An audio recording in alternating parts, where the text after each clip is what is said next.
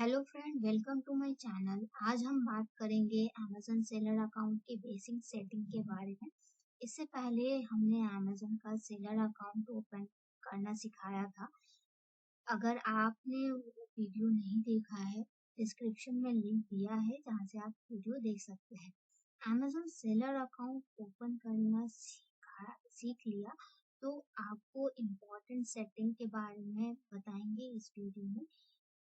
Amazon में account create करने के बाद आपको अपने सेटिंग में यह अपडेट करना होगा कि ऑर्डर पिकअप किस एड्रेस से होने वाला है और शिपिंग मेथड कौन सा आप सेलेक्ट कर रहे हो। इजी शिप और सेल्फ शिप क्या है, इसके बारे में मैंने पहले से वीडियो बना रखा है, वो वीडियो आप चेक कर लो, उसका भी लिंक हमने डिस्क्रिप्शन बॉक्स में दे दिया। तो चलिए अब कुछ बेसिक सेटिंग के बारे में जानते हैं। इसके लिए पहले आपको अमेज़न सेलर अकाउंट लॉगिन करना होगा। आप इस तरह के डैशबोर्ड पे आ जाओगे। आप लेफ्ट कॉर्नर में सेटिंग के ऑप्शन पे अकाउंट इन्फो क्लिक करना है। यहाँ पर आपका अकाउंट इंफॉर्मेशन डैशबोर्ड ओपन होता है, जहाँ से आप अपने अकाउंट के profile, bank account information, shipping setting सारा कुछ मैनेज कर पाएंगे। तो सबसे पहले पहला ऑप्शन है बैंक अकाउंट इंफॉर्मेशन। इसमें आपको अपने बैंक अकाउंट नंबर डालना होता है, जहाँ पर आपका अमेज़न सेलिंग होने पर अमेज़न आपको उस बैंक अकाउंट पर आपका पैसा ट्रांसफर करेगा। जो भी बैंक अकाउंट आप डालेंगे ही आपका फाइनल सेटलमेंट ट्रांसफर होगा। नेक्स्ट ऑप्शन है बिजनेस एड्रेस। बिजनेस एड्रेस में आपको बिजनेस एड्रेस डालना है। बिजनेस एड्रेस होता क्या है? ये वो एड्रेस है जहां से डिलीवरी पे ऑर्डर पिकअप होगा। आप जो एड्रेस यहाँ डालेंगे उसी एड्रेस से ऑर्डर पिकअप होगा। बिजनेस एड्रेस चेंज कर सकते हैं। चेंज करने के लिए बिजनेस एड्रेस पे क्लिक करिए और यहाँ पर ऐड न्यू एड्रेस सेक्शन में आप अपना न्यू एड्रेस यहाँ डालकर सबमिट करिए।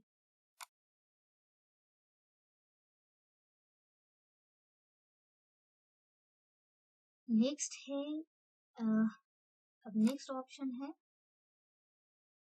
ये इनवॉइस एड्रेस। इनवॉइस एड्रेस, अगर आप इनवॉइस पर बिजनेस एड्रेस नहीं शो करना चाहते हैं, आप चाहते हैं कि आप जो बायर को ऑर्डर दे रहे हैं उसमें आपको इनवॉइस देना होता है। इनवॉइस का मतलब है बिल, और बिल पर आपको अपने स्टोर का एड्रेस भी अवेलेबल करना होता है। अगर आप चाह रहे हैं कि पिकअप एड्रेस, जो बिजनेस एड्रेस आपने डाला है वो ना शो करके दूसरा एड्रेस शो करे, तो आप वो भी ऐड कर सकते हैं यहाँ पर। तो इसको ऐड करने के लिए same add a new address पे डालकर जितना भी डिटेल है आपका वो डालिए एड्रेस एंड सबमिट करिए, आपका इनवॉइस एड्रेस ऐड हो जाएगा। सेकेंड ऑप्शन है रिटर्न इंफॉर्मेशन। रिटर्न इंफॉर्मेशन में आप चाहते हो कि जो भी प्रोडक्ट आपका रिटर्न आ रहा है, दैट मीन बायर अगर रिटर्न कर रहा है उसका कोई ईमेल आए ईमेल के थ्रू, तो आप ये ऑन कर दीजिए। अगर आप चाहते हो जो रिटर्न का रिफंड है वो कैसे मैनेज हो, अमेज़न ऑटोमेटिकली उसको रिफंड कर दे, तो ये चीज़ ऑन करने के लिए I want to Amazon to automatically authorise all this request, इस पे क्लिक करिए। अदरवाइज आप I want to authorise each request, ठीक है, तो ये सेलेक्ट कर सकते हैं। इस तरह से सेटिंग सेव करके अब जब भी आपको रिटर्न आएगा आपको पहले ऑथराइज करना पड़ेगा कि जितने भी रिटर्न का अमाउंट रिफंड कितना आपको करना है वो आप ऑथराइज करेंगे तब रिफंड जाएगा। दूसरा है सेटिंग एड्रेस। आप रिटर्न एड्रेस भी डिफरेंट रख सकते हो। अगर आप चाहते हैं कि रिटर्न ऑर्डर आपके दूसरे एड्रेस पर जाए तो रिटर्न एड्रेस में आप दूसरा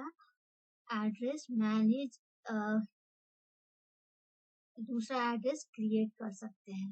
ओके, तो ये क्रिएट करने के लिए मैनेज योर रिटर्न एड्रेस पे क्लिक करिए और यहाँ पर जो भी अपना ऐड अ न्यू एड्रेस पे क्लिक करेंगे और अपना जो रिटर्न एड्रेस है, यानी आप चाहते हैं कि ऑर्डर रिटर्न आए तो ये डिफरेंट एड्रेस पर आए। जो भी ऑर्डर बायर रिटर्न कर रहा है वो अमेज़न का जो पिकअप मैन है वो आपको इस वाले एड्रेस पे ला के डाले, तो वो एड्रेस आपको यहाँ मेंशन करना होगा। एंड करने के बाद ऐड एड्रेस पे करेंगे, इसी एड्रेस पर आपको वापस से लाकर प्रोडक्ट रिटर्न दिया जाएगा।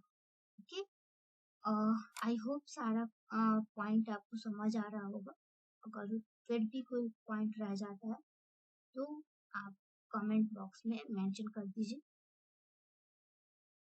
उसके बाद आता है इजी शिप सेटिंग।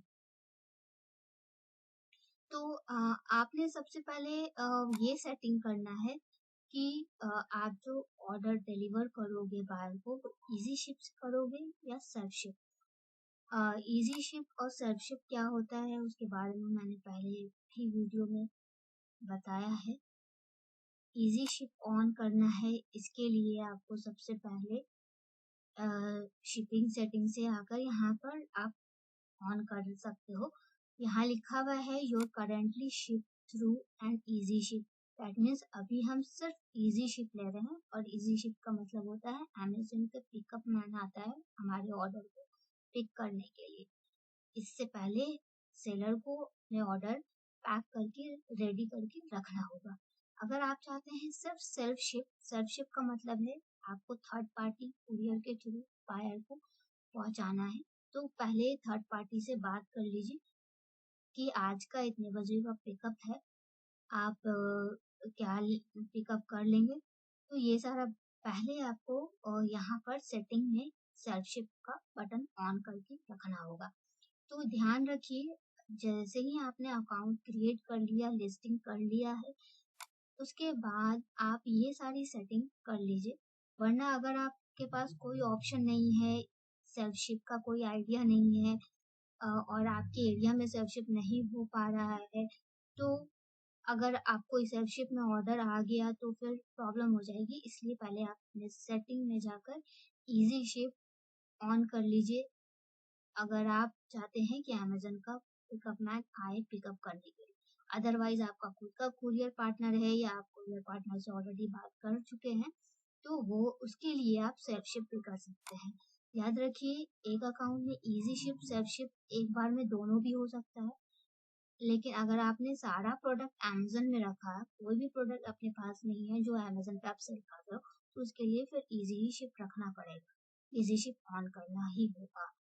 आप ई सेल्फ शिप और इजी शिप दोनों नहीं कर सकते हैं। ओके, तो अब इजी शिप के लिए आप आज चाहते हैं कि पर ऑर्डर आपका डिलीवरी चार्ज लगे।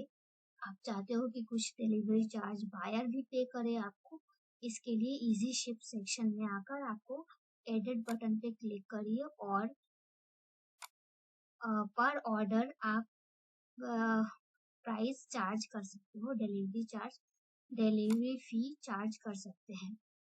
तो यहाँ पर जो जितने भी प्राइस पर ऑर्डर आप चाहते हैं वो फिट करिए, 40 रुपीज मिनिमम। अगर सेल्फ शिप है तो सेल्फ शिप में कुरियर पार्टनर अगर पर ऑर्डर 60 रुपीज ले रहा है तो आप 60 रुपीज के हिसाब से इसको अपडेट करिए, ठीक है। एंड उसके बाद सेव पे क्लिक करिए। इसमें जब भी आप ऑर्डर करेगा बायर, आपको बायर को एडिशनल शिपिंग चार्ज ऐड करना देना होगा प्रोडक्ट के प्राइस के साथ साथ। ये सारे कुछ इम्पोर्टेंट सेटिंग करना बहुत ही ज़रूरी है। अदरवाइज आपको ऑर्डर सेल्फ शिप में आ गया और आप मैनेज नहीं कर पाए तो फिर प्रॉब्लम हो सकती है।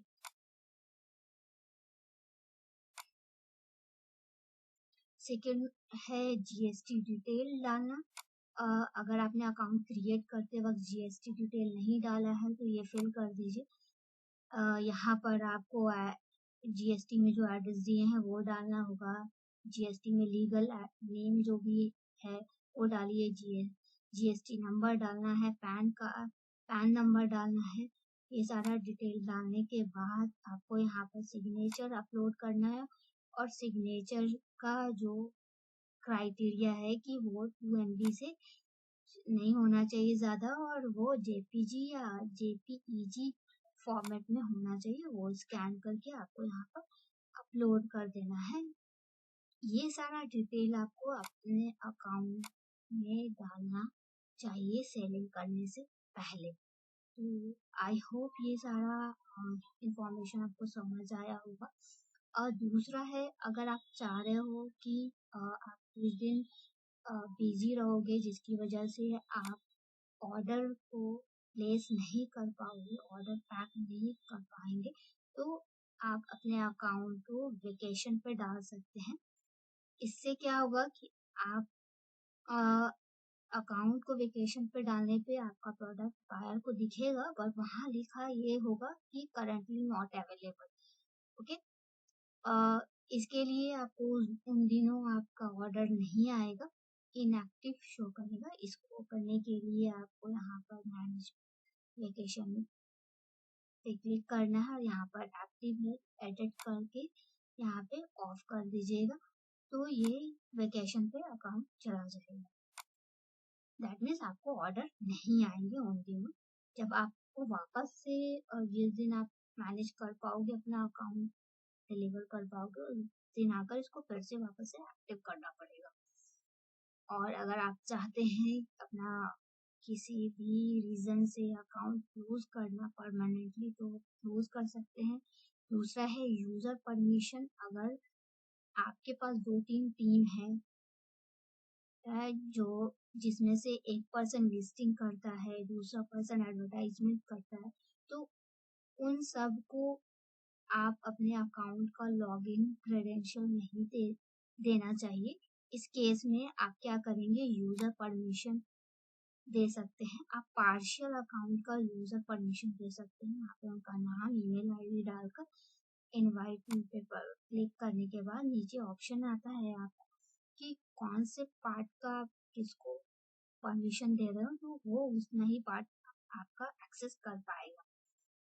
ओके, आई होप ये सारा सेटिंग आपको समझ आया। बाकी अगर कोई क्वेश्चन रह गया हो, आप कमेंट सेक्शन में मेंशन कर दीजिए, और इसी तरह से वीडियो देखने के लिए हमारे चैनल को सब्सक्राइब कर दीजिए।